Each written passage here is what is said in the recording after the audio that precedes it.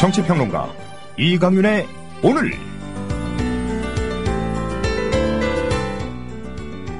안녕하십니까, 이강윤입니다. 12월 11일 목요일 시작합니다. 미국 상원 정보위원회가 최근 공개한 CIA 고문 보고서는 말 그대로 경악 그 자체입니다. 9.11 테러 이후 안전 확보라는 미명 아래 자행된 고문 잔혹사가 적나라하게 드러났습니다. 고문 백과사전이라고 해야 할 이 보고서에는 거꾸로 매달기, 잠 안 재우기 등의 전통적 고문은 기본이고, 물고문을 발전시켜 직장에 강제로 물을 주입하는 치명적 고문까지 자행됐습니다. CIA는 고문 신기술을 개발하기 위해 장교 출신의 고문 기술자들이 일하는 외주 업체에 거액을 지급하기도 했습니다. 미 정부와 CIA는 이 보고서의 공개를 막기 위해 5년간이나 집요하게 방해했고, 때밀려 공개하면서도 고문 관련자들의 문책 부분은 끝내 삭제했습니다. 오바마 대통령도 보고서 공개에 미온적이었다는 것은 대단히 실망스럽습니다. 인권에 관한 한 미국은 그동안 양두구육이었음이 명백하게 드러났습니다. 미국은 인권 침해를 이유로 다른 나라에 무력을 행사해온 게 한두 번이 아닙니다. 그런 미국이 안으로는 고문 잔혹사를 경신해오고 있었습니다. 경찰이 퇴근한 뒤에 깡패짓 한 것과 뭐가 다릅니까? 미국 정부는 고문 가담자 처벌에 적극 나서야 합니다.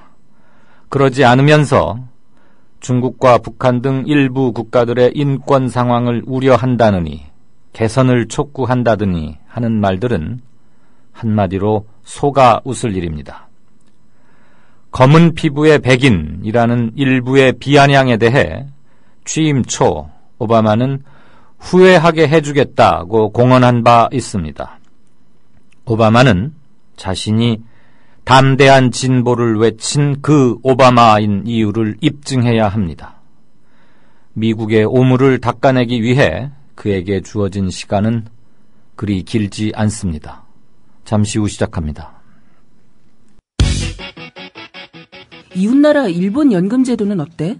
2012년 기준으로 일본은 모든 국민에게 기초연금 77만 원을 지급하고, 노동자에게는 별도로 후생연금 208만 원을 주고, 공무원들에게는 공무원연금 282만 원을 지급한대. 그럼 국민들에게는 기초연금 77만 원에 208만 원을 더해서 285만 원을 주는 거네. 그렇지. 일본은 공적연금만으로 노후생활 70%를 책임져 주는데, 우리나라는 사적연금과 국민연금 모두 합해서 노후생활 보장률이 30%밖에 안 돼. 그래? 우리나라와 일본 차이가 많이 나네? 국민 여러분, OECD 국가 중 공적연금 수준이 가장 낮은 나라가 일본입니다. 공무원연금을 낮출 게 아니라 국민연금을 공무원연금 수준으로 높여야 합니다. 공적연금 강화, 국민 여러분과 함께 만들어가겠습니다. 전국 공무원 노동조합. 네. 그 모욕적 입주민들의 모욕적 대우와 가혹한 노동에 시달리다가 분신으로 한거했고 끝내 사망했던 아파트 경비원, 서울 압구정동의 신현대 아파트, 거기서 또 주민이 경비원을 폭행하는 폭행 사건이 벌어졌더군요.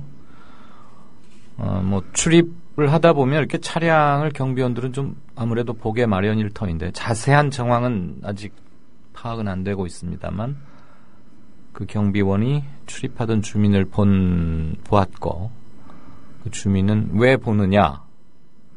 라고 경비원을 경비실에서 나오게 해서 잠깐 그 옆으로 불러 데리고 가서 왜 보느냐라고 따져 물었고, 보지 않았다라고 말하니까 바로 냅다 폭행을 행사했답니다. 그래서 코뼈가 주저앉고 부러지는 그런 사고를 입어서 응급실로 후송이 됐고, 부랴부랴 그날 몇 시간 뒤에 그 폭행을 했던 주민 부부가 찾아와서 손이 발휘되도록 빌었겠죠.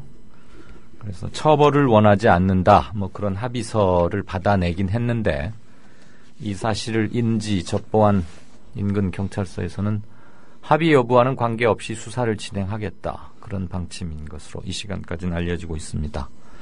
안 그래도 서로 조심하고 특별히 좀 근신하고 그래야 할 바로 그 아파트에서 어떤 뭐 눈빛으로 뭐 무슨 일이 있었는지는 모르겠지만 그렇게 냅다 나이도 좀 지긋하신 경비원을 폭행해서 콧뼈를 주저앉아 부러뜨리는 그런 일이 생기는지 춥고 슬픈 그런 겨울입니다. 뉴스브리핑 시작하죠. 김영민 PD 어서 오십시오. 예. 청와대가 정윤회 문건 대량 유출을 지난 5월 청와대에 알렸다는 사실을 근거로 조응천 전 비서관을 문건 작성과 유출의 주범처럼 몰고 가니까 이제는 조 전 비서관이 이건 청와대의 날조다 이러면서 서로 지금 한 단계 더 치닫고 있죠. 예, 그렇습니다. 일단 민경욱 청와대 대변인이 오늘 이달 들어서 민정수석실이 문건 유출과 관련해서 감찰을 실시해 보았더니 지난 5월 100여 건의 내부 문건이 청와대 밖으로 유출됐다면서 문건을 찍은 사진 등을 상부에 보고한 오모 행정관으로부터 이 사진을 조응천 전 비서관으로부터 받았다. 이런 진술을 확보했다고 밝혔습니다. 오모 행정관은 현직이죠? 네. 지금 청와대에서 녹을 받고 있습니다. 조응천 비서관은 쫓겨났고요. 예. 이런 가운데 이 행정관이 청와대에 남아있는 사람들에게 유리한 그런 진술을 한 셈이네요. 보니까. 자, 그러자 조응천 전 비서관 오늘 언론에다가 문자 메시지를 보냅니다. 청와대 조사 결과는 전적으로 조작이다. 문건 4번 100여 쪽을 입수해서 큰일 났다 회수하라라고 했는데 자기들이 직무유기 해놓고선 이렇게 반발했습니다. 조응천 비서관은 이제 나를 엮으려 하니 7인회를 만들었는가. 참 나쁜 사람들이다. 라면서 청와대를 질타하기도 했습니다. 앞서서 조응천 전 비서관은 조선일보와의 인터뷰에서 자신이 문건 대량 유출 사실을 알고 이를 청와대에 알렸다고 밝힌 바 있죠. 조선일보하고 인터뷰였는데 지난 5월에서 6월 민정에 올라간 한 문건에는 박관천 경정이 아닌 제3자가 범인으로 지목돼 있다면서 나는 당시 사퇴한 뒤였기 때문에 평소 친분 있는 청와대 고위 관계자에게 그 문건을 빨리 조사해서 조치를 취하라라고 건의했는데 아무런 답이 없었다 이렇게 밝힌 바 있습니다. 이 부분도 밝혀져야 합니다. 검찰 수사가 여기까지 손을 대리라고는 보여지진 않습니다만 문서 유출을 알고 이를 통지했음에도 통지받은 측에서 이후 사후 별도의 조치가 없었다는 것 자체가 공무원 복무규정 이런 거에 반드시 위반하는 걸 겁니다. 예. 근데 지금 문고리 3인방이 제보를 받고도 가만히 있었다는 얘기잖아요. 글쎄 말입니다. 아니 지금도 보면 말이죠. 언론 보도 이후로 길게 날뛰고 있는 거 아닙니까? 그래서 조응천 또 박관천 문제가 많다. 이러면서 어떻게든 당장 손을 써서라도 손을 봐야 한다. 이런 입장을 밝히지 않았습니까? 자, 가장 중요한 자리에 앉혔던 공직비서관이 쫓겨나자마자 청와대가 날조하고 있다. 이런 동원할 수 있는 최고 수준의 지금 강한 톤의 어휘를 서로 주고받는 것. 네. 이것만으로도 이 정부는 참남하기 그지없는 건데 반성은 잘 안 하는 것 같아요. 네, 대통령이 찌라시라고 한마디 하니까 모든 게 다 찌라시가 돼가고 있는 형국이죠. 네. 이런 찌라시로 규정돼 가고 있는 형국 속에 조응천 비서관 강력하게 반발하고 있는 겁니다. 이건 조작이다라면서 말이죠. 예. 네. 또 약 30여 년 전 불임 사건이라 그러면 대표적인 공안 날조 사건인데 네. 변호인이란 영화를 통해서 다시 한번 널리 알려지게 됐죠. 예. 그때 당시 담당 공안검사였던 고영주, 박문진 감사 등 5명을 새누리당이 세월호 특별조사위원회 위원으로 추천을 했어요. 예, 새누리당이 하필 골라도 이런 분을 골랐을까요? 새누리당이 5명의 세월호 특별 진상조사위원회, 특별위원회, 네. 여기 위원 5명을 이제 추천할 수 있습니다. 이 가운데 바로 공안검사였던 영화 변호인의 공안검사, 예. 실존 인물로 알려진 고영주 씨를 추천했습니다. 또 한 명 주목되는 사람이 있는데 바로 차기환 씨입니다. 행복한 사회를 위한 변호사 모임 대표. 참 이름은 좋은데 말이죠. 이 양반 박근혜 대통령이 취임하기 전이죠. MB 정권 시절 박문진 이사를 냈습니다. 박문진 이사 시절에 MBC가 엄기영 사장을 몰아내고 후임자로 김재철 사장 인선을 한 바 있었죠. 그때 김재철 사장 인선을 적극 도운 친이명박계 인사입니다. 자, 뭐 이런 걸로 보면은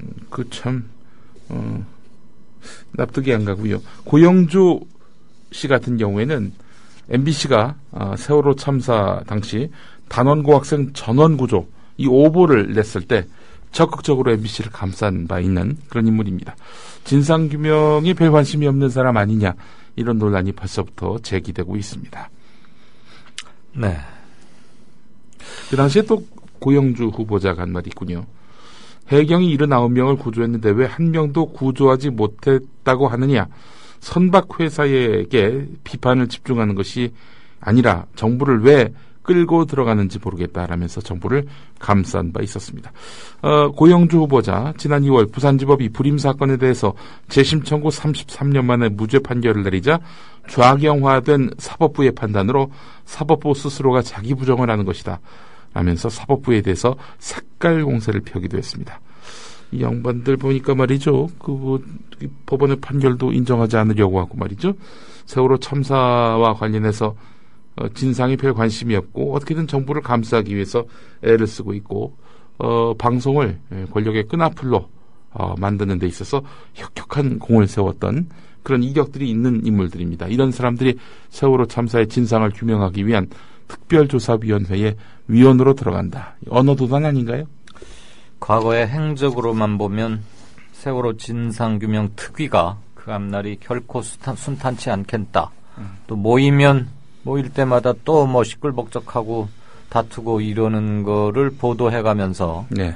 진상규명 특위를 무력화시키거나 또는 염증을 불러일으키려는 뭐 이런 건 아닌가 하는 우려를 벌써부터 이게 예견이 되는군요. 됩니다. 예견을 하게 만들어요. 사람을 골라도 어떻게 위원들끼리 모여가지고 이게 뭐 진상규명은 안 하고 치고받고 싸우고 이 뭐 작은 일 갖고 이렇게 트집 잡고 이렇게 말하자면 발목 잡고 이런 모습을 계속 노출함으로써 아이고 괜히 그거 만들었구만. 세월호 진상규명 그거 되겠어. 회의론만 부추기려고 하는 그런 선수로 보낸 것이 아닌지. 실제로 새누리당이 국정원 선거 개입권과 관련해서 국정조사를 할 때도 국정조사를 통해서 이런 국정원의 선거 개입을 낱낱이 드러내고 다시는 이런 일이 없도록 하기 위한 그런 의지를 갖고 있는 사람을 보낸 것이 아니라 권력을 어떻게든 감싸는 네. 그런 쪽에 편에 선 그런 사람들을 내보내가지고 사실상 국정조사를 무력화시키지 않았습니까? 그러게요. 이번에도 그런 의도가 보입니다. 정윤의 문건으로 시끄럽긴 하지만 우리가 역사의 관점에서 봤을 때는 세월호 진상규명 특위만큼은 제대로 흠결 없이 완수해내는 게 우리 세대의 책무인데 그 첫 출발부터 전조가 조금 그렇습니다. 일단은 지켜봐야겠지만 이 현 정권 아래에서는 진상규명이 불가능하다고 봐야 되지 않겠나 싶습니다. 그렇다고 뭐 우리가 진상규명을 보류하자 이런 말은 아니지만 네. 기본적으로 이런 의지가 없는 사람들, 피의자인 사람들이 조사의 한 주체로 들어온다는 것 자체가 이거는 문제가 있는 거 아니겠습니까? 예, 뭐 큰 기대를 하지 않습니다만은 어쨌든 이런 진상규명 과정에서 누가 이렇게 딴죽을 걸고 회방을 놓았는지 우리는 똑똑히 지켜보고 또 준엄하게 꾸짖을 수 있어야 할 줄 믿습니다. 중립적 인사를 추천하리라고 기대한 바는 아니었지만 피해야 할 최소한의 선 이런 것들은 혹시 했는데 역시군요. 예. 자, 그리고 땅콩 부사장 조현아 전 부사장이죠. 이제 국토부가 요구한 대로 12일에 출두할 수는 없지만 조사에 성실히 임할 계획이다라고 대한항공이 밝혔다는데 성실히 임할 거면 날짜부터 지켜야 성실한 거 아닙니까? 뭐 서면으로 성실히 임한다는 건지. 자, 그런데 오늘 대한항공이 또 밝힌 내용이 있습니다. 조현아 전 부사장이 정신적으로 힘들어하고 있다. 사직했으니 신변 정리도 필요하다. 뭐 이렇게 설명했다고 하는데 이게 말이 됩니까? 정신적으로 힘들어하고 있다. 참나 기가 막혀서. 아니 지가 한 일을 먼저 생각해야 되는 거 아닙니까? 자, 이 조사에 대응할 시간을 벌려고 이렇게 12일에 나와라. 12일이면 바로 내일 아니겠습니까? 내일 오전 10시에 나와서 조사 받으라는 국토교통부의 요구에 대해서 일단 이렇게 거부를 했는데 이거 조사에 대응할 시간을 벌려는 거 아니냐 이런 의혹이 나오고 있는데 대한항공 관계자는 부인했습니다. 언제 조사에 응할지는 알 수 없다. 국토부와 날짜를 협의할 것이다. 이렇게 말했다고 하는데 조 전 부사장이 낸 사표가 수리됐다 이렇게 말을 했습니다. 자기 아버지가 회장인데 뭐 딸이 뭐 사표를 내고 임원 그만두고 요식행위 아닌가요? 뭐 언제든 뭐 의지만 있으면 다시 돌아올 수 있는 거 아니겠습니까? 조사받을 때 저 땅콩은 좀 준비를 해놔야겠군요. 까서 준비를 해야 될 것 같습니다. 자, 어제 저녁에 전북 익산에서 벌어진 일인데 뭐 종북 콘서트다 아니다 뭐 이런 논란을 빚고 있는 황선 희망정치연구포럼 대표의 집과 사무실 등을 압수수색했어요. 공연장에서는 사제폭탄이 터지고. 사제폭탄. 이게 얼핏 기사를 자세히 읽지 않으면은 황선 씨가 터뜨린 것처럼 알 수 있겠어요. 그 기사의 그 제목만 보면요. 네. 뭐 폭탄 터져. 그리고 경찰 신은미 씨, 그러니까 황선 씨하고 같이 콘서트를 한 신은미 씨. 재미교포죠. 네. 경찰 소환 예정 이렇게 나와 있단 말이죠. 그러면 이 라인만 보면은 어떤 생각이 듭니까? 이 사람들이 그 폭탄을 터뜨렸구나. 이 빨갱이 맞구만. 네. 이런 인식을 갖게 만든단 말이죠. 자, 그러나 이분들은 피해자입니다. 잘 아시겠습니다만은 그리고 콘서트 내용을 보면 종북이라고 말할 수 없는 내용들이 많고 또 본인들도 그 종북이 아니다라는 점을 분명히 하고 있지만은 이 언론들이 교묘하게 말이죠. 이 쿼터를 답니다. 쿼터 종북 콘서트 쿼터 닫고 그리고 논란 이렇게 말합니다. 그러면 종북 콘서트라고 우리는 이야기 안 했어요. 이렇게 말할 그런 논리적 근거가 생기는 거죠. 자, 이 황선 씨 집과 사무실을 오늘 경찰이 압수수색을 했습니다. 아니 어제 폭탄 테러에 충격을 받고 가슴이 철렁 내려앉았을 텐데 그런 피해자 집에 이렇게 경찰이 압수수색을 했단 말이죠. 예. 강북구 우이동자택 그리고 토크 콘서트를 주관한 6.15 공동선언 실천 남측위원회 종로구 사무실, 영등포구의 서울본부 사무실 이렇게 세 곳인데 그런데 뭐 이게 보수단체에서 고발을 했던 모양이죠. 그래서 관련 주최기관의 사무실과 주최자 주거지에 대해서 압수수색을 했다는 건데 근데 이제 자택은 맞게 찾아갔는데 속해 있는 단체를 엉뚱한 곳을 찾아가가지고 논란을 빚기도 했습니다. 이런 가운데 보수단체들이 이 콘서트를 쫓아다니면서 이 콘서트 내용을 직접 듣고 때마다 고발하고 있는 것으로 알려졌는데요. 네. 참 이 사람들의 움직임이 상당히 조직적이라는 느낌을 받진 않으십니까? 뭔가 이게 굉장히 일사불란하다는 또 느낌을 받습니다. 네. 그래서 지금 예정된 부산 콘서트는 뭐 취소를 했고 오늘 있을 예정이었는데요. 네, 그랬죠.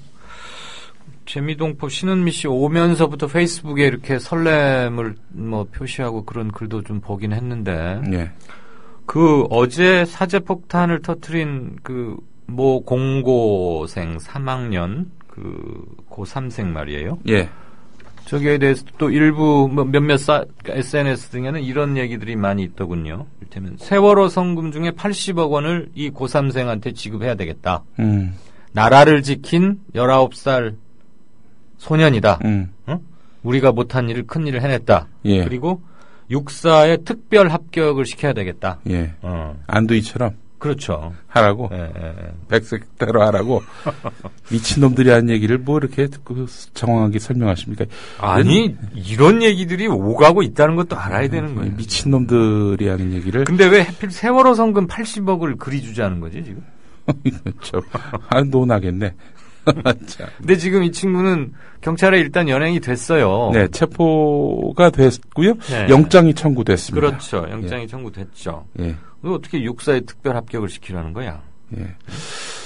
그래가지고 지금 페이스북에서는 한바탕 소동이 벌어지고 그렇습니다. 근데 이런 내용들을 제가 개소리라고 했는데요. 그 개소리는 사실은 그 방송에 내면 안 되죠. 그죠?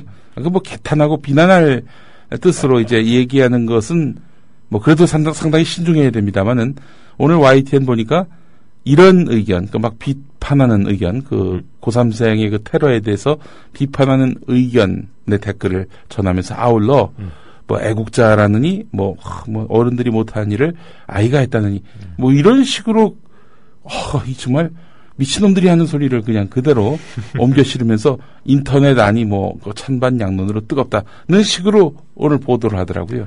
봉길 선생 네. 이런 얘기도 있던데요. 봉길 선생은 뭡니까?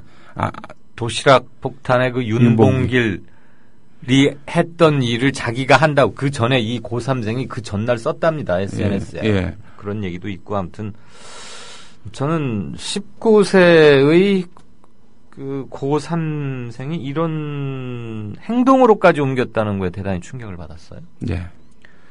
철딱서니가 없는 거고요. 법에 뭐 나이 고3이면 뭐 성인 다 된 거 아니겠습니까? 엄중한 처벌이 뒤따라야 할 것이고요. 사실 이렇게 이 콘서트 내용이 권력이 원치 않는, 권력이 바라지 않는 어느 특정한 이념 계층의 반대를 사는 그런 내용이라 할지라도 이걸 허용하는 것이 자유민주주의 국가의 특징 아닙니까? 이걸 못하게 백색 테러를 하고요.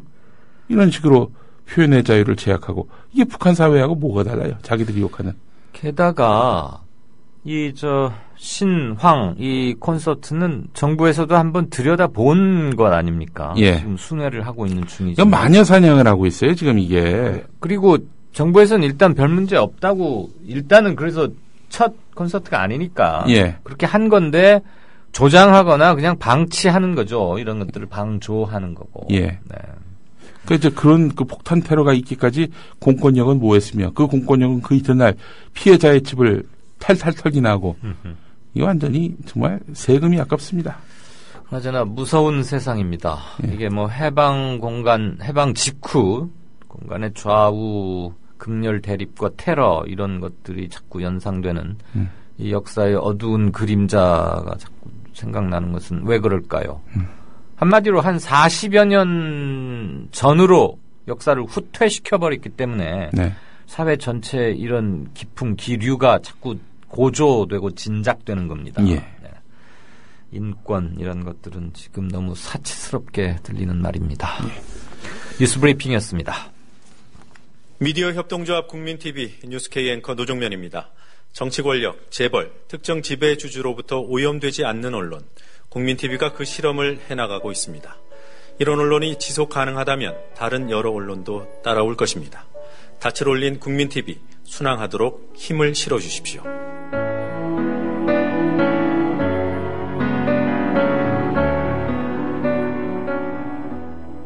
월 11,000원의 조합비 납입. 조합원 여러분의 많은 동참을 바랍니다. 자동납부는 미디어 협동조합 홈페이지 국민.tv 또는 서울전화 3144-0933, 서울전화 3144-7737로 신청하실 수 있습니다. 여러분에게 언론 혁명으로, 그래서 자부심으로 보답하겠습니다. 네, 5시 56분 되기 한 10여 초 전입니다. 게시판을 잠깐 보고요. 오늘부터 양정대의 정가 산책을 조금 한 15분 정도 앞당겨서, 그러니까 제가 하는 이강윤의 뉴스 행간과 양정대의 정가 산책을 순서를 바꿔서 정가 산책을 먼저 하겠습니다.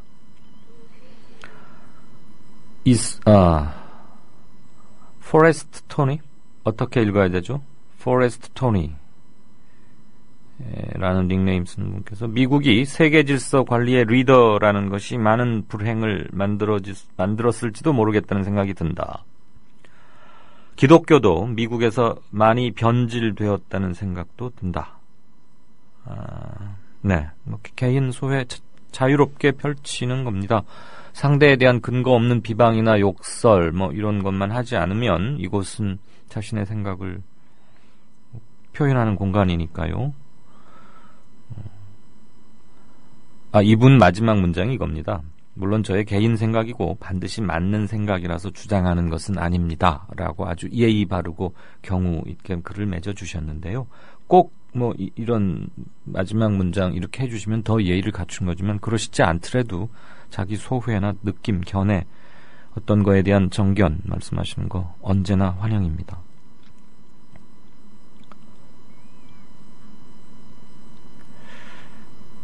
남쪽 하늘님 견해 한번 들어보죠. 왜 종편들의 극우 선동이 먹혀드는 걸까요? 자신의 경제적 곤궁, 사회적 소외, 그리고 미래에 대한 희망 없음 등 비참한 자신의 현실의 이유를 누군가에게 물으려고 하는 건 아닐까요? 다른 데서 찾는다 이거죠. 사회 구조적인 이런 데서. 자본과 결탁한 국가 권력, 정치 권력의 책임인데 매스컴은 지금도 진실을 편집하고 있습니다. 네, 아름답기까지 한 문장이군요. 충분히 동의할 수 있을 뿐더러 자본과 결탁한 국가 권력 그리고 정치 권력의 책임인데 그것을 감시하고 분석하고 대안을 제시해야 할 매스컴이 진실을 편집하고 있다. 남쪽 하늘님, 제가 언젠가 이 매스컴은 진실을 편집하고 있다 이 부분을 나중에 제 글이나 어디에서 인용해도 되겠습니까? 허용 여부는 댓글로 남겨주십시오. 잘 들었습니다. 황싸가지님, 오랜만에 글 주셨네요. 유시민 전 장관이 얘기한 실세의 조건. 유 전 장관이 이런 얘기도 했나요? 1. 대통령과 아무 때나 전화하거나 쪽지를 보내서 만날 수 있어야 한다. 2. 대통령을 만나서 무슨 이야기든 할 수 있어야 한다. 3. 내가 한 이야기를 대통령이 상당 부분 들어주어야 진짜 실세다. 마지막이 압권이네요. 그냥 전화하고 만나는 것뿐만이 아니고 얘기한 거를 대통령이 들어줘야 진짜 실세다. 누굴까요? 이명박 정부 때는 누가 이랬을까요? 노무현 정부 때는 누구였겠고 지금은 또 누군지. 근데 내가 한 얘기를 대통령이 상당 부분 들어준 그 실례는 제가 최근에 하나 알게 됐는데 그 사람 얘기가 그런데 대통령한테 전화한 적이 없다 그러니까 유 전 장관이 말한 이 세 가지를 동시에 충족시키는 것 같지는 않고 아무튼 잘 봤습니다. 여기 같이 올려주신 그림들이 아주 압권이네요. 박근혜 대통령 옆에는 진돗개인지 불독인지 개도 한 마리 있고 윤창중은 바나나 이건 전 해수부 장관도 보이고 아무튼 패러디의 수준이 대단히 높군요. 둥이파파 아마 둥이라는 아이의 아빠인가 봐요. 알카에다 욕할 것 없네요. 총기 자유화 하지 않은 게 천만다행이다. 아니 다음에는 공기총이라도 들고 들어올지도. 이런 얘기들 많이 우려하시는 거 오늘 들었습니다. 워렌 버핏 67쪽께서 일배 고3생의 백색 테러다. 엄벌 필요하다고 하시는데 이 고3생이 일간 베스트 저장소인가? 원네임이 그거죠. 원 이름이. 거기에 가입한 게 확인이 됐고 준회원 상태라고 하더군요. 백색 테러. 네.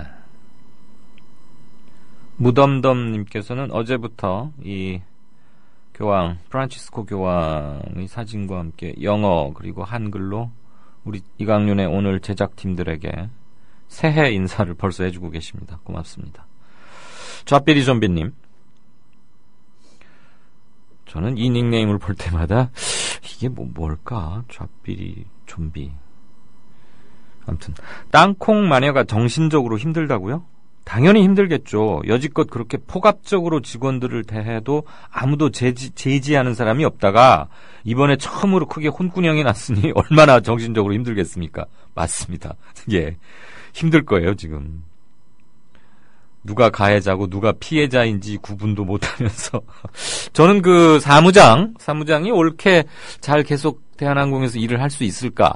이제 워낙 지금 주목을 받으니까 당분간은 일부러라도 더 무슨 조치를 취하거나 그러진 않을 텐데 은근히 왕따를 시키거나 그러진 않을까 그런 걱정이 좀 듭니다. 그 보통 대형 여객기의 사무장을 맡으면 연령대별로는 40대 중후반쯤 됩니다. 그러니까 한 가정의 가장 입장에서 볼 때는 가장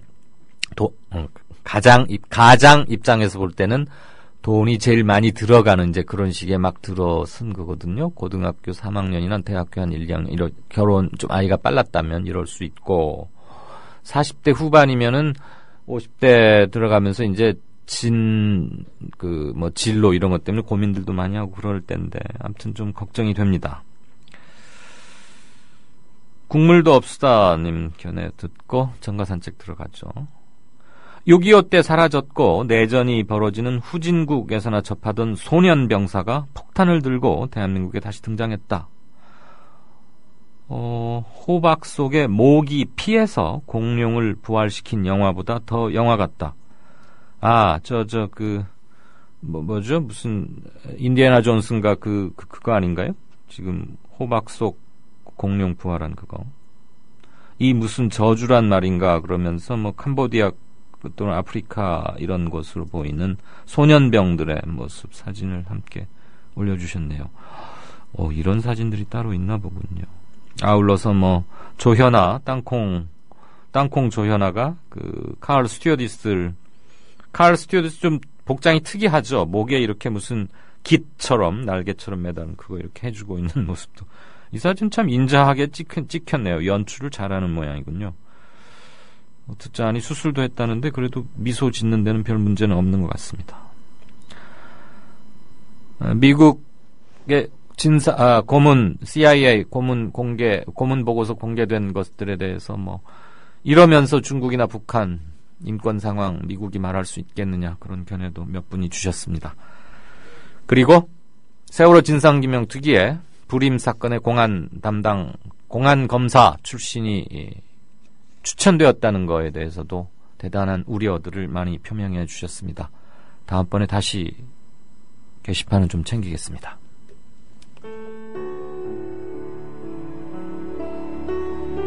경남 거창에 사는 조합원 백함나무님. 남편의 유언으로 온 가족이 미디어 협동조합원이 됐습니다. 라디오 비평 들으실 때마다 아이고 속이 시원하다 이렇게 하시더라고요. 본인이 먼저 하시고요 가입을. 그 뜻을 이제 알았기 때문에 손자 손녀 6명까지 그렇게 이제 다 가입을 하게 됐지. 작고한 부부는 왜 국민TV 조합원 가입 이것이 이 시대에 꼭 필요한 언론운동이라고 확신했을까요? 가슴 아픈 가족사가 있었습니다.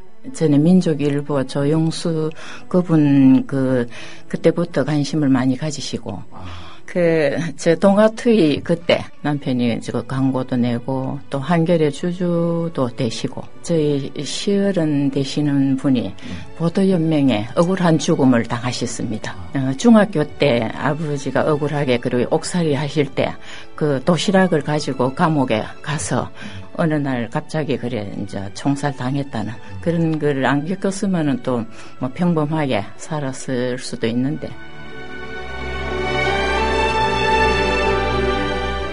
여러분도 공정언론 건설에 함께하지 않으시겠습니까? 국민.tv 미디어 협동조합 홈페이지에 들어오셔서 조합원으로 가입해주세요. 전화 서울 3144-7737, 3144-0933으로도 하실 수 있습니다. 이강윤의 오늘, 이제는 정가 산책으로 함께합니다. 정치권 동향, 생생하게 풀어드릴 분은요. 네, 한국일보 양정대 기자 안녕하세요. 네, 안녕하세요. 꽤 추워지던데 설마 지금 외부에 계시는 건 아니죠? 네네. 네. 이 시간이 서로 괜찮습니까? 예, 괜찮습니다. 예. 네. 정윤의 문건 파문 슬슬 이제 피날레를 향해서 가는 것 같은데 일단은. 네네. 결국 정윤회와 박지만 힘겨루기에서 비롯됐고 이번에도 또 정윤회 씨가 승리하는 쪽으로 어떻게 시나리오가 되어가는 맞습니까? 뭐 시나리오대로 되는 건지는 모르겠지만 어쨌든 그런 방향으로 가고 있는 거는 분명해 보입니다. 아, 역시 노련해요. 또 시나리오란 말을 슬쩍 넣었더니 그것도 피해 가시느라고. 지금 청와대가 오늘 그 문건 유출과 관련해서 예. 이 조홍천 전 공직기강 비서관과 함께 이렇게 그 모임을 가졌었던 7명 이 사람들이 결국 문건 유출을 기획했고 실행한 당사자들이다라는 취지로 이 기자들에게 이제 설명을 했는데요. 예. 그 7명의 명단을 보면 엊그제 조선일보가 일면에 이 사람들에 대해서 청와대가 수사 의뢰를 했다 이렇게 이 보도를 한 적이 있었는데요. 네. 이 보도 내용에 나왔던 그 7명을 의미하는 겁니다. 아하. 그러니까 지금까지 이제 얘기 나온 거는 그 문건상에 정윤회 문건상에 보면 이 정윤회 씨하고 이 청와대 문고리 권력 3인방을 포함한 이른바 십상시들이 정기적인 모임을 가졌다. 그래서 그 모임이 국정을 농단해 왔다. 뭐 이런 게 이제 정윤회 문건의 핵심인데 결국 청와대에서는 그리고 지금의 검찰에서는 그쪽 모임은 실체가 없는 거고 예. 오히려 이 조홍천 씨를 비롯해서 조홍천 전 비서관과 박관진 경정을 비롯한 이 7명의 모임이 있었고 이 모임이 결국 이 문건 허위 문건 작성과 또 청와대 외부로의 유출 이런 것들을 기획하고 실행한 당사자들이다. 지금 예. 이렇게 이제 상황이 전개가 되고 있는 겁니다. 전체적으로 보면 이번 파문과 관련해서 이게 정윤회 씨와 박지만 이 박근혜 대통령의 동생인 박지만 씨 이 두 사람 사이에 좀 힘겨루기 이런 것들이 결국 권력 투쟁, 권력 암투 뭐 이렇게 이제 얘기가 나왔었는데 좀 그 3월달에 나왔던 시사저널 보도 이런 것들과 맞물려서 보면 그러니까 추정인데요, 순전히 아직까지는 네. 전체적으로 보면 이 박근혜 대통령이 이제 청와대에 들어간 뒤에 이 친인척 관리 차원에서 박지만 씨에 대해서 좀 엄격하게 관리를 했고 이것이 박지만 씨 입장에서는 이 정윤회 씨와 이 문고리 권력 3인방에 의한 자신에 대한 정책 견제 이렇게 받아들였고 예. 그래서 자신과 가까운 이 사람들하고 조홍천 전 비서관을 비롯한 이 사람들을 통해서 뭔가 반격을 가하려다가 되치기를 당한 아하. 뭐 이런 이제 상황이라고 뭐 설명은 될 수 있을 것 같아요. 그리고 예. 이 실제로 이제 박지만 씨 주변의 인물들 중에서 이재수 전 기무사령관을 포함한 이 몇몇 인사들이 결국은 다 이 좌천되고 경질되고 한 그런 과정을 보면 그동안에 이 양측의 싸움이 정윤회 씨의 판정승으로 일단을 나게 되어가는 과정에서 이 문건 파문이 불거지면서 이 박지만 쪽에서 뭔가 이렇게 좀 상황을 반전시켜 보려고 했는데 결국은 다시 한번 이 검찰 수사를 통해서 이 정윤회 씨 쪽이 좀 손을 드는 이 정윤회 씨 쪽에 손을 들어주는 그런 형국이 될 가능성이 이제 높아진 그런 상황입니다. 한 가지 좀 주목해서 봐야 될 거는 예. 이 조홍천 전 비서관과 함께 이게 7명의 모임 멤버들이 얘기가 나오는 과정에서 보면 네. 거기에 박지만 씨의 최측근인 전모 씨 얘기가 나옵니다. 예, 예. 근데 이 전모 씨는 이 박근혜 대통령 주변을 오래 취재했던 기자들 사이에서는 사실상 이 박지만 씨의 대변인격으로 그렇게 지금 인식이 되고 있었다고 합니다. 예.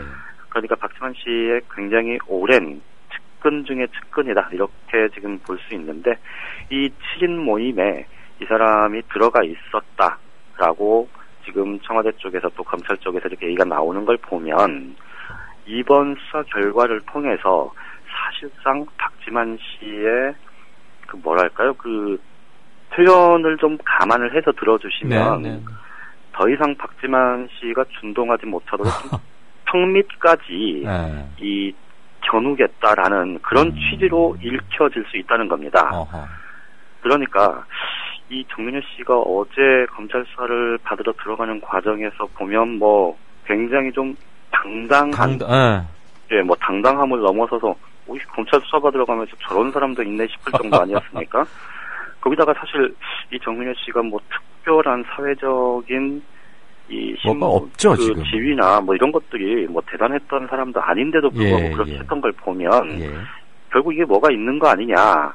대충 상황이 정리되고 있기 때문 아니냐. 이제 이런 해석들이 가능할 텐데, 유추가 가능할 텐데요. 지금 흘러가는 분위기로 보면 뭐 말씀드렸던 그런 방향으로 대체로 지금 귀결이 되어가는 그런 모양새입니다. 제가 이번 한 2주, 지금 이제 2주 가까이 돼가는데, 이렇게 보니까, 초벌 수사를 청와대가 하고, 그거를 검찰에 뭐 이렇게 자료 제출이라는 형식으로 넘겨주면, 검찰은 그것을 그냥 확인만 하는 것 같다. 이런 느낌을 지우기가 좀 힘들어요.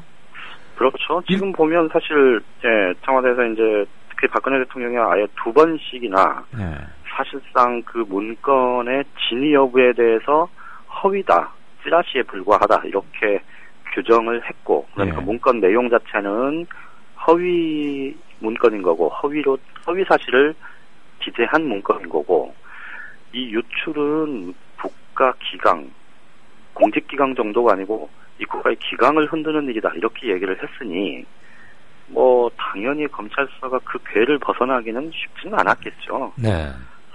그리고 이와 관련해서 한 가지 조금 더 또 좀 눈여겨봐야 될 대목은 지금 검찰 수사가 진행되는 과정에서 계속해서 지금 청와대 주변에서 나오는 얘기들을 좀 종합을 해보면 청와대 주변에서는 이미 이 관련한 내용들을 대체로 올 상반기 4월 5월 이때쯤부터 이런저런 얘기들이 있어서 실체를 파악하고 있었다는 것 아닙니까? 예.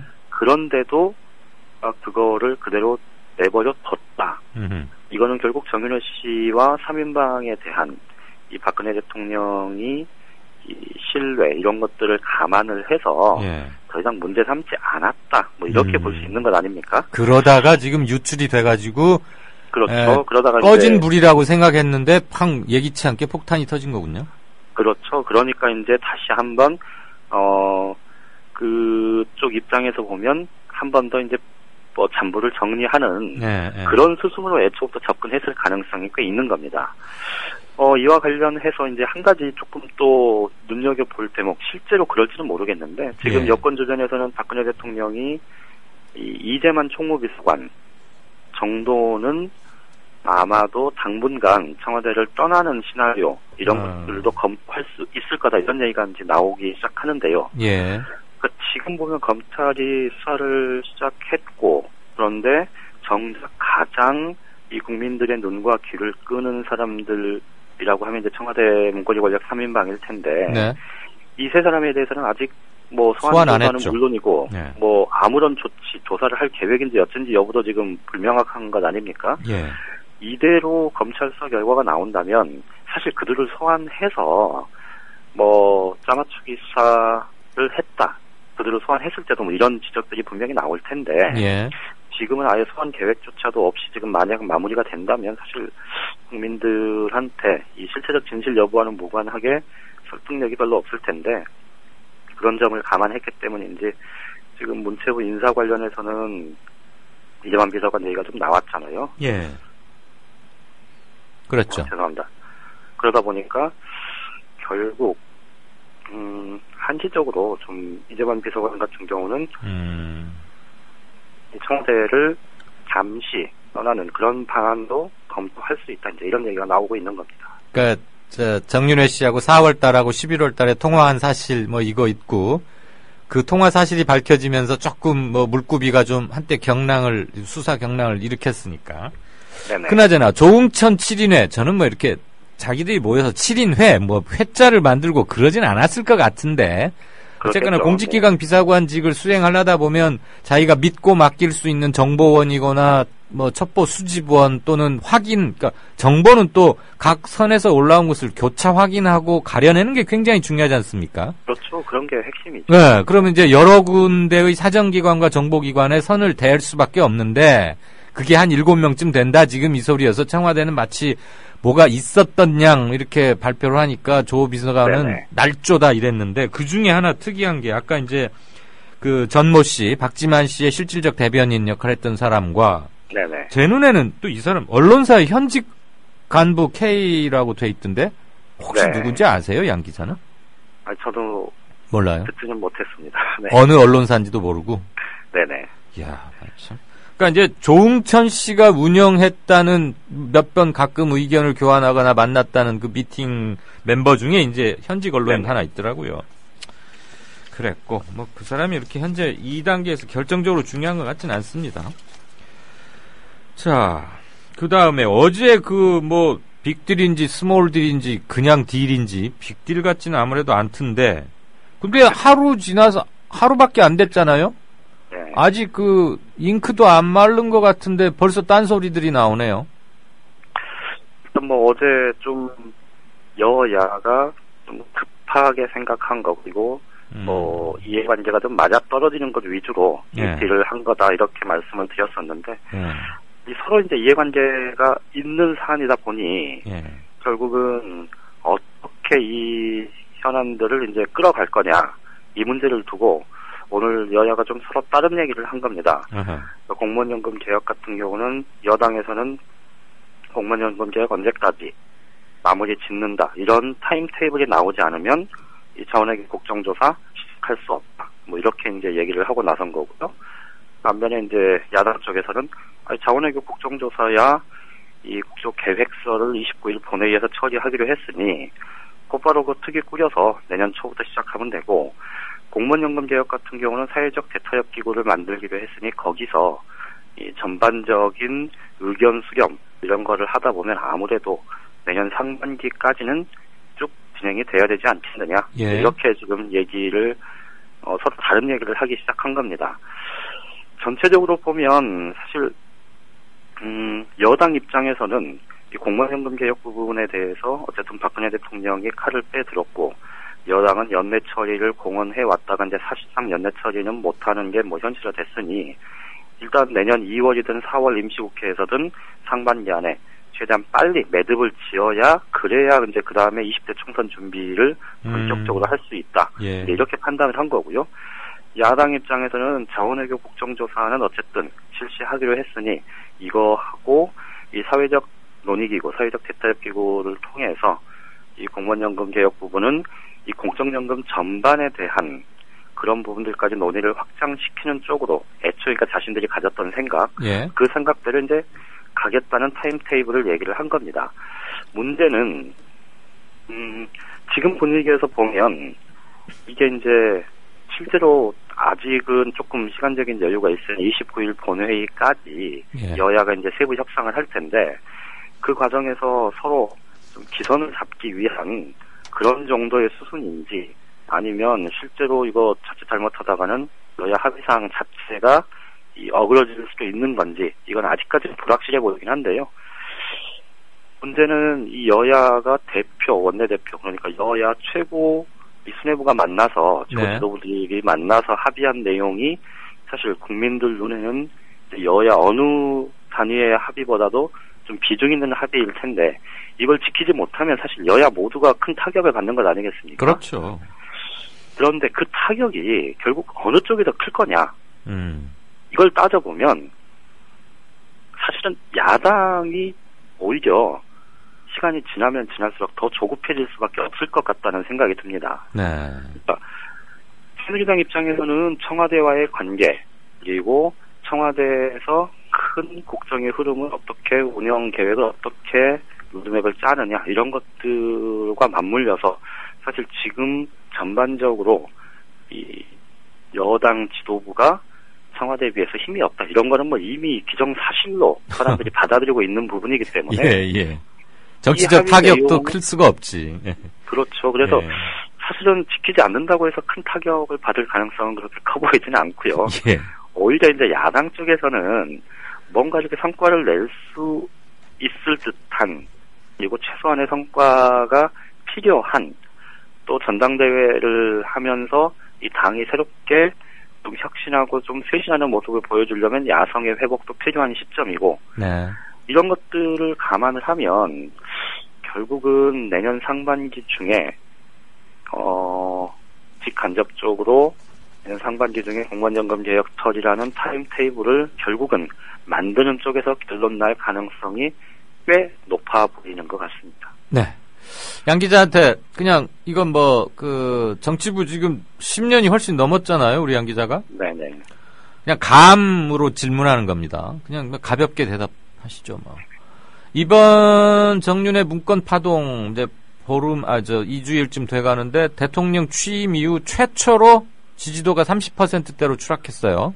네네. 이거 회복되리라고 보십니까? 저는 회복되는 건 별 문제 아닐 것 같아요. 될 수 있다? 네네네. 근거는? 박근혜 대통령의 지지율이 기본적으로 30%대 정도까지 떨어진다는 건, 이거는 이제, 최악의. 정말로, 그렇죠. 어떻게 보면, 박근혜 대통령이 떨어질 수 있는 한도, 마지노선. 25%에서 30% 정도. 그렇죠. 이 정도 선이라고 보면, 아직은 추락 여지도 조금 더 남아있다고 보는데, 그런데 문제는 그것이 다시 회복되는 과정 또한 그렇게 어렵지 않을 거다 이렇게 생각하는 겁니다. 그러니까 왜냐하면 보면 김대중 전 대통령이나 또 노무현 전 대통령 같은 경우는 이 회복이 됐다가 전반적으로 지지부진했죠. 그렇죠. 한번 추락하고 나서 그렇죠. 그게 이제 회복세가 한번 떨어지고 나면 회복하는 게 굉장히 좀 쉽지 않았는데 이명박 전 대통령 같은 경우는 이 첫해 촛불 거치고 하면서 이 지지율이 급락을 해서 10%대까지 떨어졌다가 이게 오히려 3년차 정도 됐을 때 이게 50% 가까이까지 올라갔거든요. 그리고 나서 이제 다시 추락을 했는데 이 말씀을 왜 드리냐면 이 보수 진영의 지지층, 이 지지층은 사실은 진보 진영으로 넘어오는 경우가 거의 없습니다. 그러니까 전체적으로 풀 자체는 그대로 남아있는 거고, 마음에 들면 조금 더 적극적으로, 마음에 들지 않으면 그냥 유보적으로 이렇게 가는 거고, 이 야당 대통령들 같은 경우는 야당의 지지율 추락은 사실 약간의 분열과 또 시민사회단체 이반 이런 것들하고 맞물려서 돌아가는 경우들이 많았어요. 그래서 저는 박근혜 대통령의 지지율이 지금 30% 중후반 여기서 저는 조금 더 떨어질 수는 있다고 보는데 내년 상반기 어떤 계기가 있을지 모르겠지만 저는 그 지지율이 40% 중반대까지 올라가는 건 저는 크게 어렵지는 않을 것 같다 이렇게 생각합니다. 알겠습니다. 우리 청취자들하고 내기한 겁니다. 네. 자, 내일 다시 또 연락하죠. 내일은 한 주간 쭉 정리하는 그런 순서를 하셔도 좋고요. 잘 들었습니다. 예, 고맙습니다. 네, 정가산책 지금까지 한국일보 정치부의 양정대 차장이었습니다. 정치평론가 이강윤이 함께하는 국민라디오 이강윤의 오늘.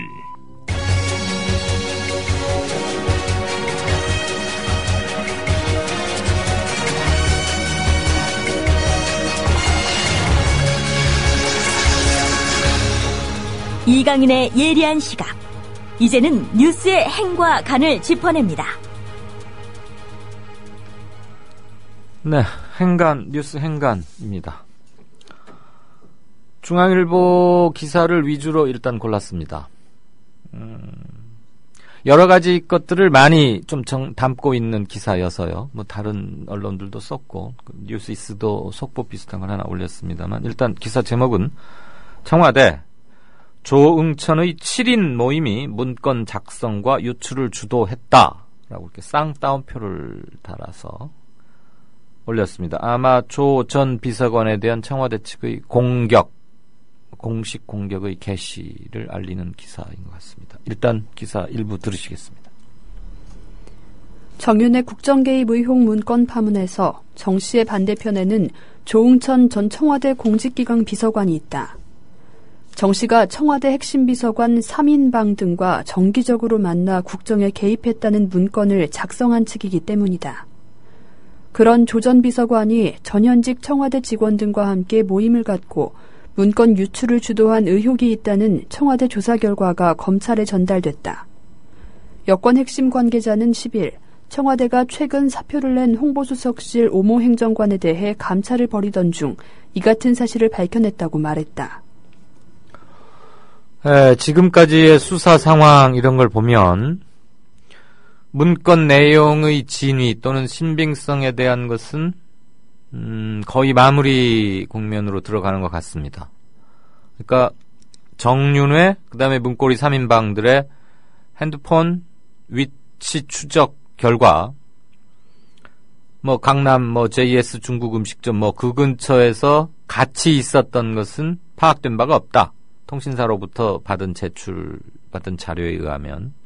그러니까 대포폰을 사용했다면 그건 파악이 안 되는 거지만 각자가 공식적으로 사용하고 있는 휴대전화로서는 그런 사실이 없다는 게 확인이 됐고, 어제 정윤회 씨를 불러서 출두해서 수사했죠. 기회가 된 김에 이 말씀을 꼭 드려야겠습니다. 저는 지금도 죄송합니다. 지금도 방송 뉴스를 보거나 또는 신문 기사를 읽다 보면 그러니까 제 후배들이 하나같이 다들 이렇게 기사들을 써요. 아무개 씨를 불러서 강도 높은 조사를 진행했다. 새벽 1시 반까지 열 몇 시간에 이르는 강도 높은 수사를 진행했다. 강도가 높은지 센지 강도가 어땠는지를 기자가 어떻게 알겠습니까? 그리고 그거 아주 주관적인 표현이거든요. 그냥 몇 시에 출두해서 새벽 몇 시까지 13시간 동안 조사를 받고 귀가했다. 그렇게 해도 될 건데 꼭 강도 높은이라고 해요. 그가 아마 검찰을 출입했던 자신의 선배, 그 선배는 자신의 또 다른 선배, 그 윗 선배들이 예전부터 그렇게 해왔으니까 그냥 아무 생각 없이, 물론 검찰 수사 받으러 가서 대검이란 데가 좀 혼도 내고 하는 곳이니까 가서 우의를 다지는 그런 건 아니겠지만 강도 높은지 어떤지는 기자들이 판단할 일은 아닌 것 같고요. 제가 지금 그 얘기를 죄송합니다.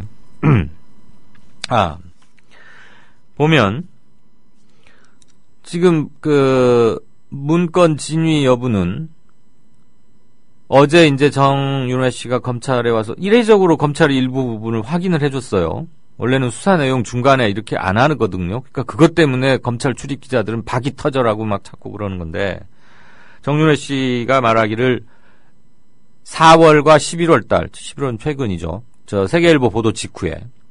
그러니까 둘 다 세계일보에 기사가 난 직후입니다.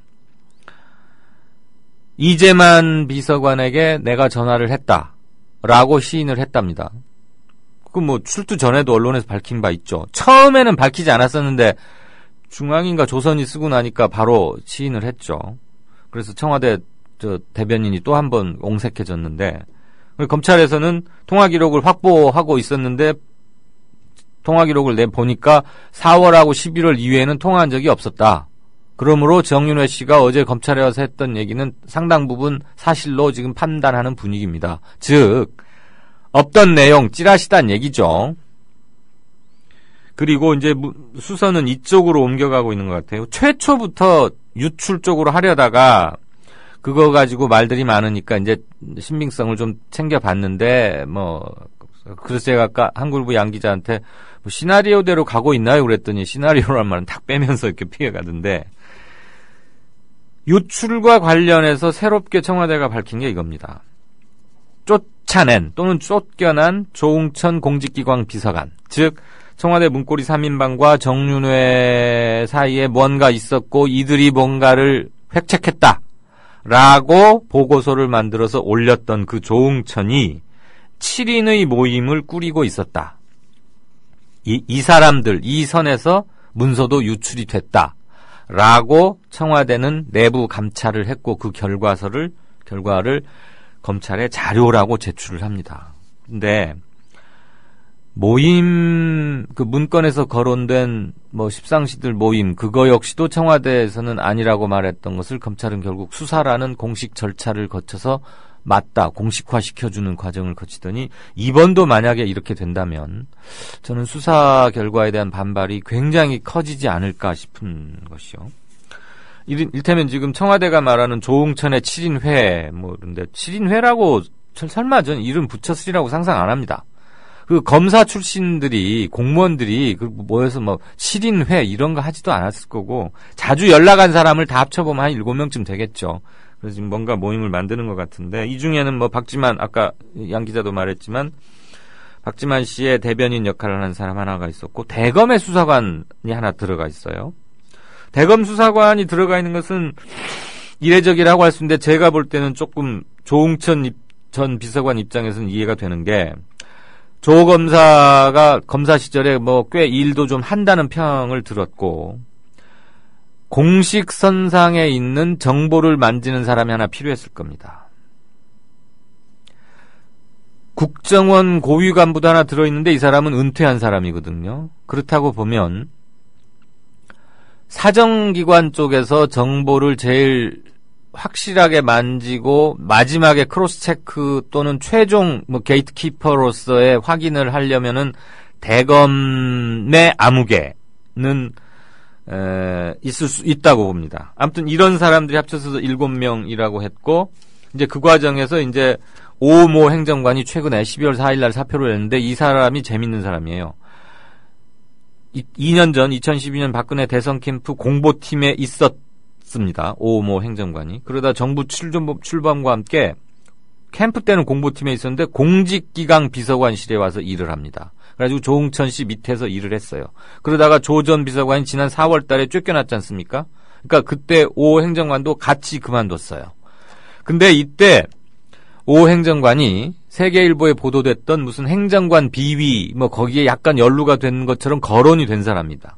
그래가지고 4월 달에 청와대를 일단 사표를 내고 나갔다가 올 8월 달에 넉 달 만에 다시 청와대로 들어왔는데 이번에는 홍보수석실로 갔어요. 그러니까 대선 캠프의 공보팀에서 있던 말하자면 전공을 찾은 거죠. 그리 갔다가 지난 11월 28일 정윤회 문건이 불거지니까 내부 감찰을 또 받습니다. 그리고 나서 조응천 씨가 불러주는 대로 문건을 작성했다. 이렇게 진술을 합니다. 그래서 청와대에서는 그런 걸 흘렸습니다. 언론에서. 그래가지고 그게 정윤회 씨가 그 청와대에서 흘린 거를 받아서 말을 했죠. 중앙일보에 인터뷰 때 했죠. 내가 듣자 하니 박경정이 실제 찌라시를 보고 베낀 게 아니고 조응천 공직기강 비서관이 불러주는 대로 그냥 타이핑만 했다고 하더라. 이거는 굉장히 큰, 만약에 사실이라면 엄청난 뉴스죠. 근데 알고 보니까 박경정이 아니고 오모 행정관이 했다는 거 아닙니까?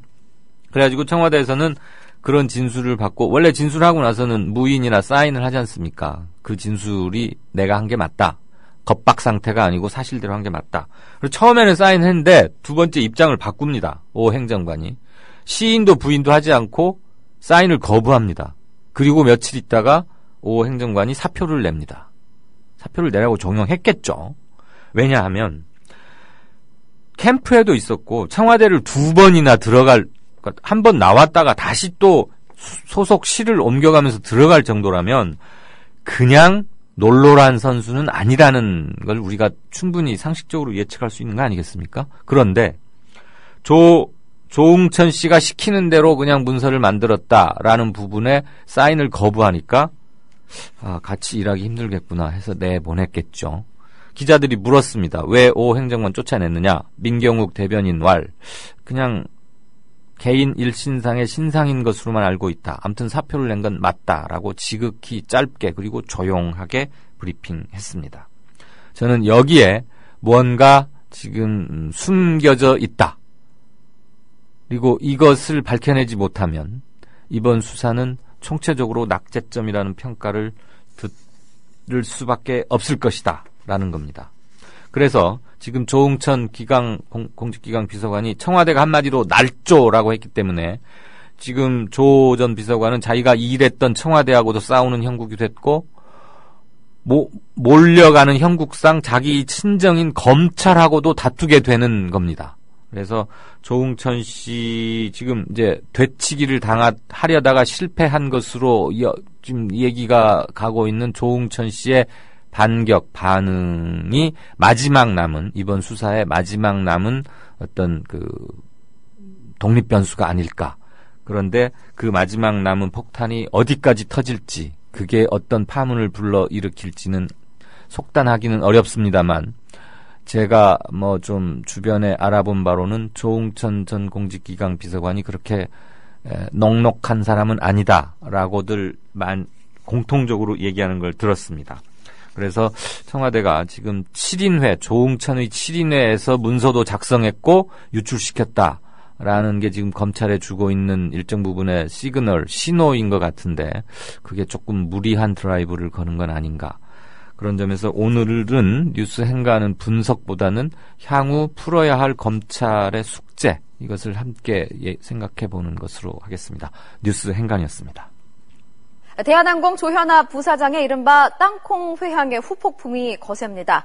각종 패러디가 등장하고 있는데요. 한국을 찾은 에어아시아의 회장이 의미심장한 말을 해서 누리꾼들의 이목을 집중시켰습니다.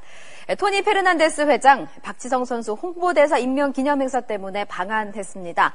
한국은 아주 중요한 시장이라며 기내 서비스에 요즘 인기 많은 과자와 소주를 함께 제공하겠다고 밝혔는데요. 단 과자는 접시에 담아주는 게 아니라 봉지째 제공하겠다고 덧붙였다고 합니다. 여당인 새누리당에서조차 비판 목소리가 나오는 등 일부 재벌가의 일탈 행위가 국민의 지탄을 받고 있는데 이것은 매우 안타까운 일이라고 생각합니다. 한 시민단체가 조 부사장에 대한 고발장을 제출하면서 검찰 조사도 임박했습니다. 승무원에게 시정잡배들이 하는 고함과 욕설을 포보됐고, 기장하고 협의한 게 아니라 일방적으로 그 사무장한테 빨리 기장한테 연락해서 차 뒤로 빼고 비행기 뒤로 빼고 너 내려. 대한항공 등기 임원과 계열사 대표는 유지한 채 객실 승무 본부장직 등 보직만 사퇴했던 조현아 부사장. 비난 여론이 사그러들지 않자 대한항공에 사표를 제출했습니다.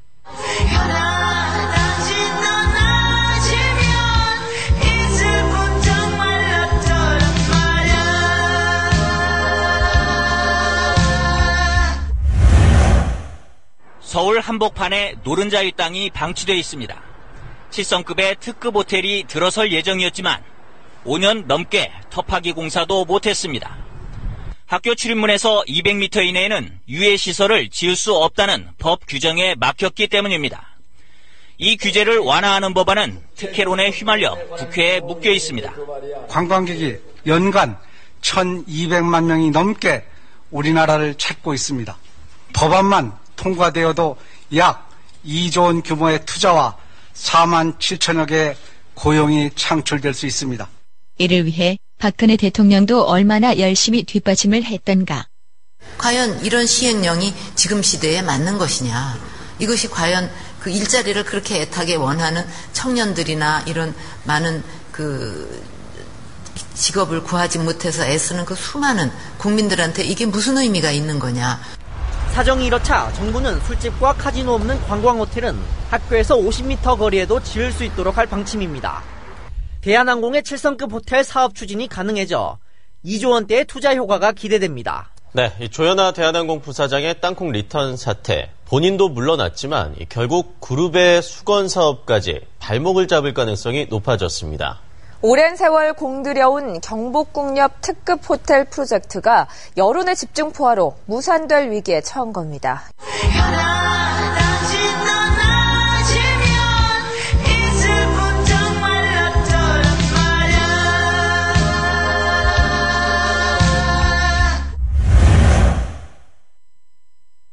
네, 진짜 인터뷰입니다. 오늘은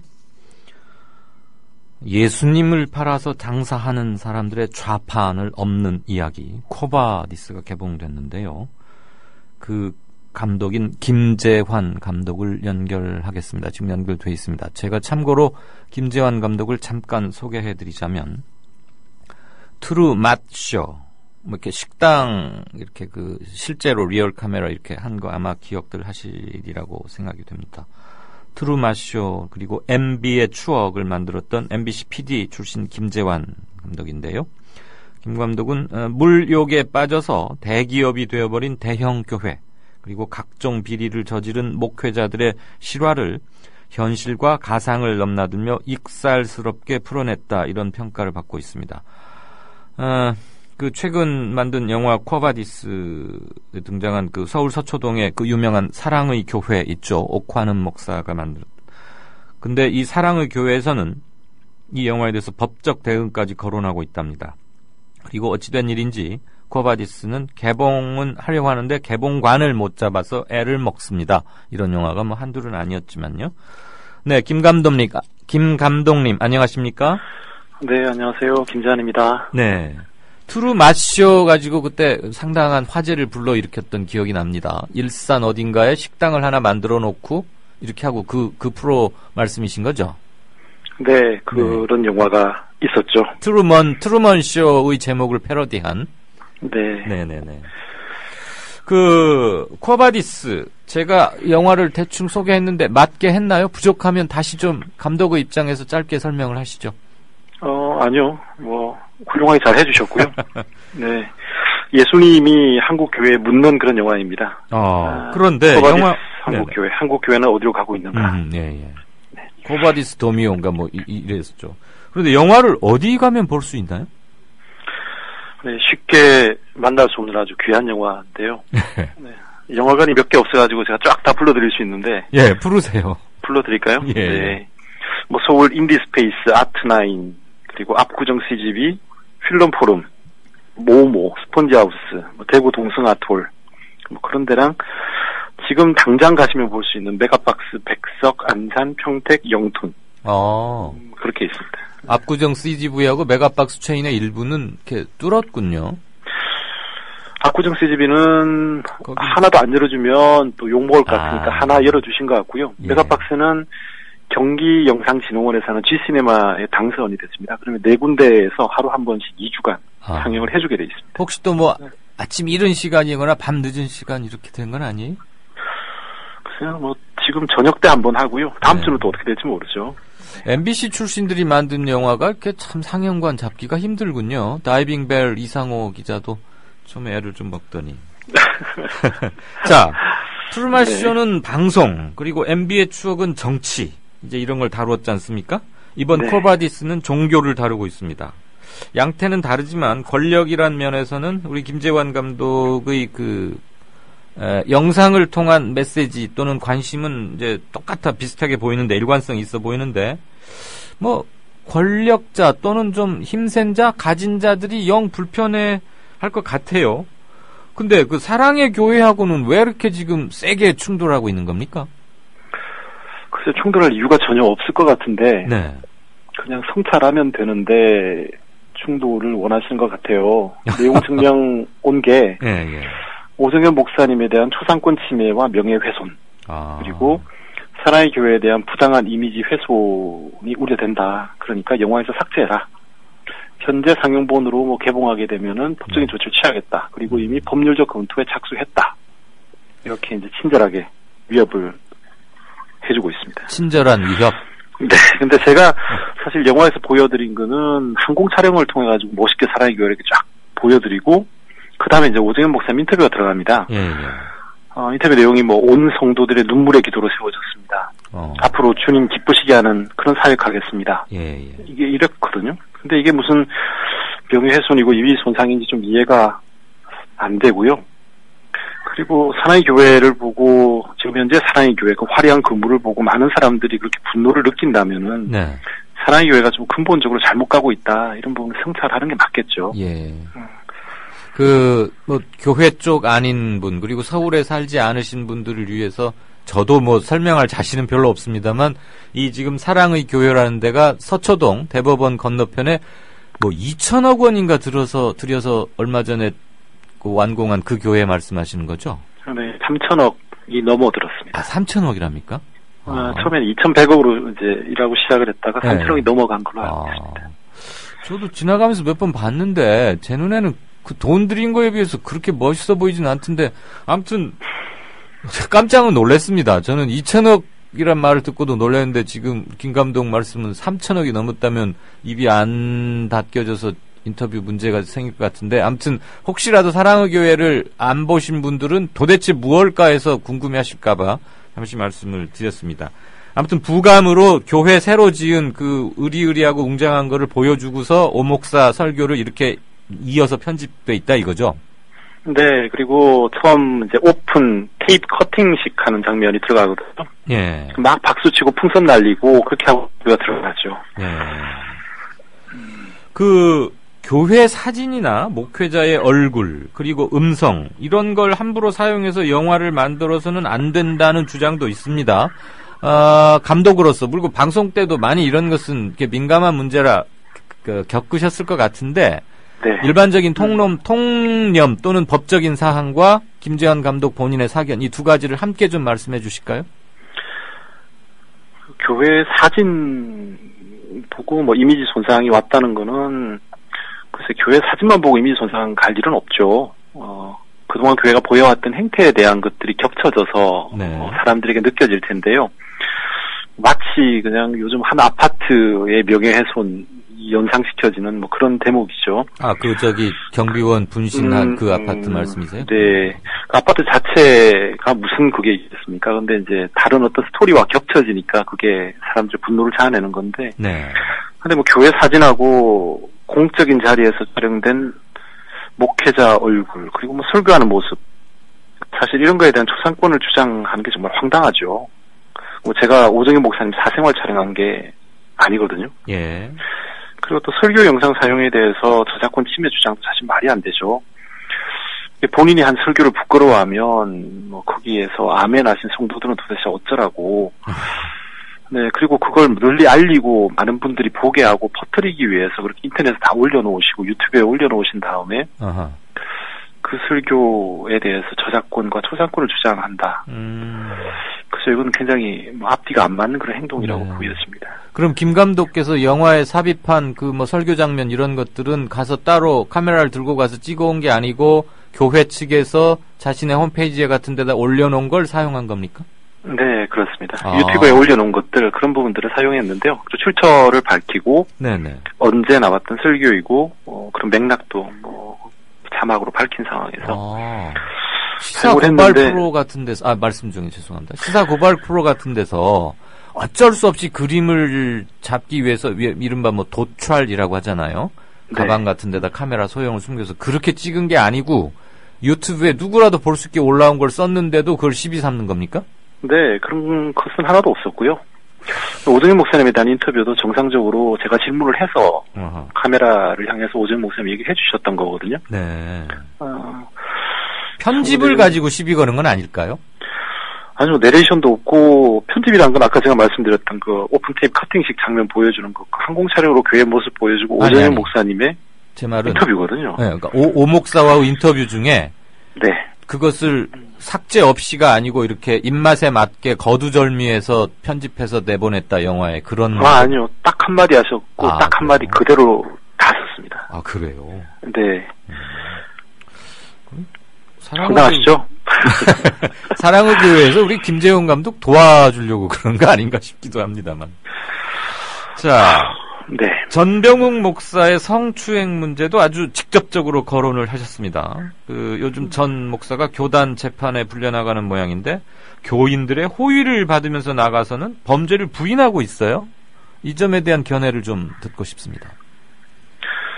저는 그 호의 받으면서 이렇게 출두하는 모습을 보고 참 이게 좀 서글픈 생각이 사실 들었는데 네.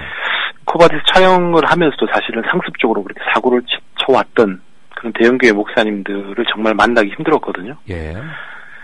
그런데 제가 교회 측으로부터 들었던 사실 가장 황당한 말 중에 하나는 이런 말이에요.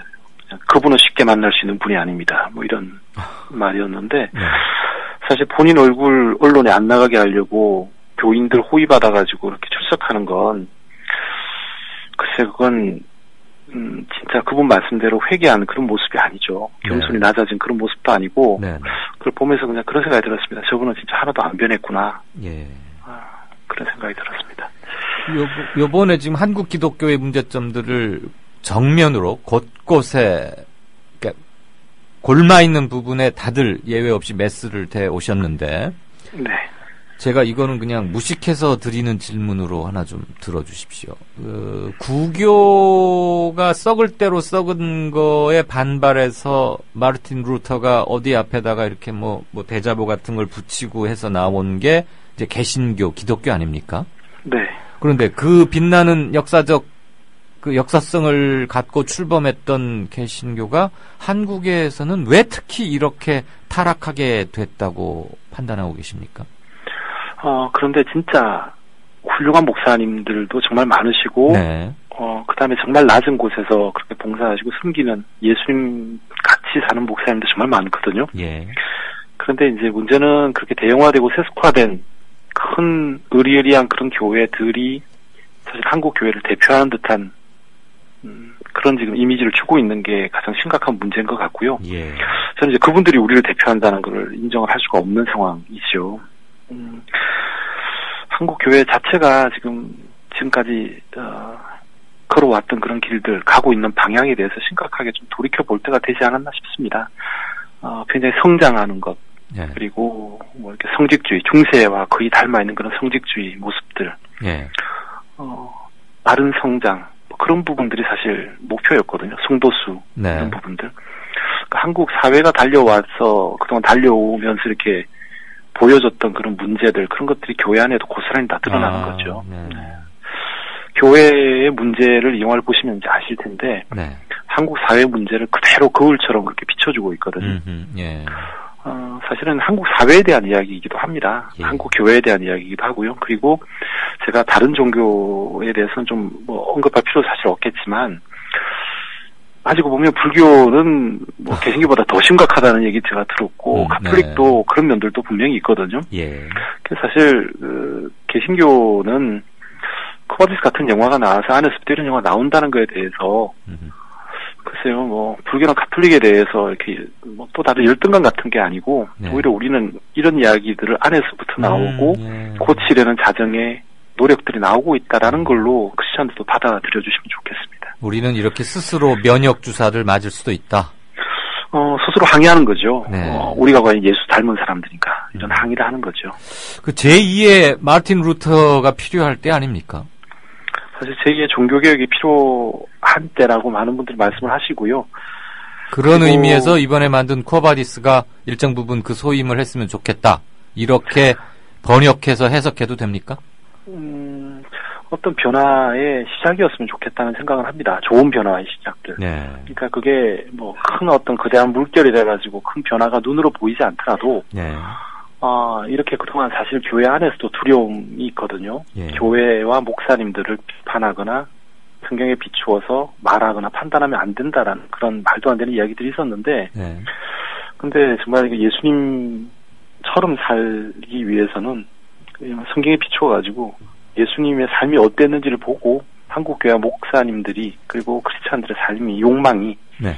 진짜 예수님을 닮아 있지 못하다면 스스로에 대해서 이렇게 도려내고 수술하는 작업들을 하는 거죠. 그 현실, 민낯을 대면하는 거고요.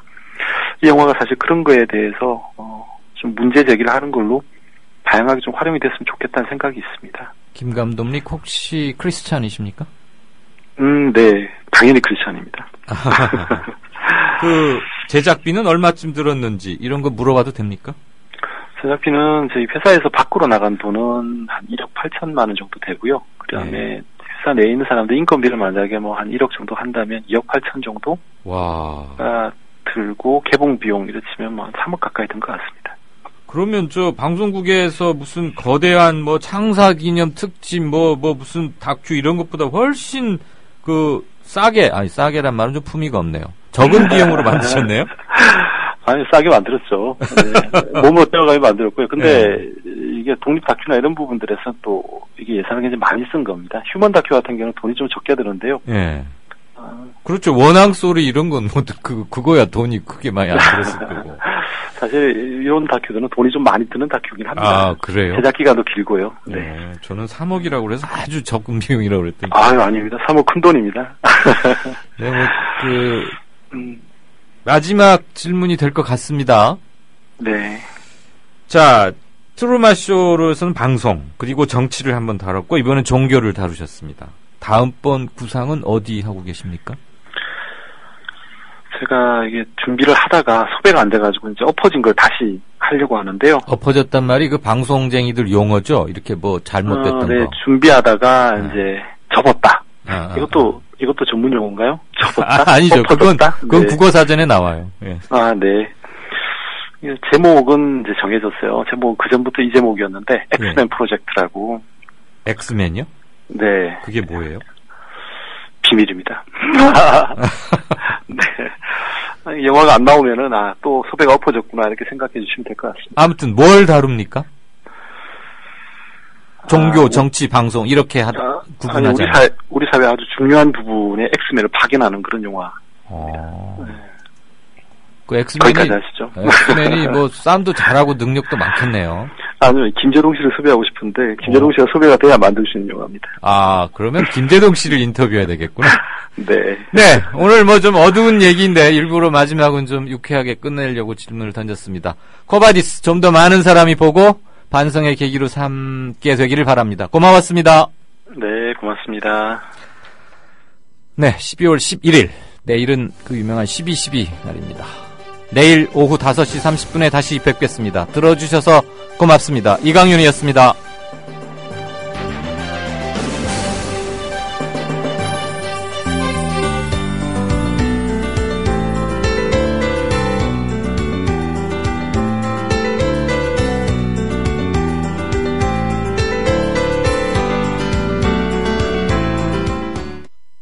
여기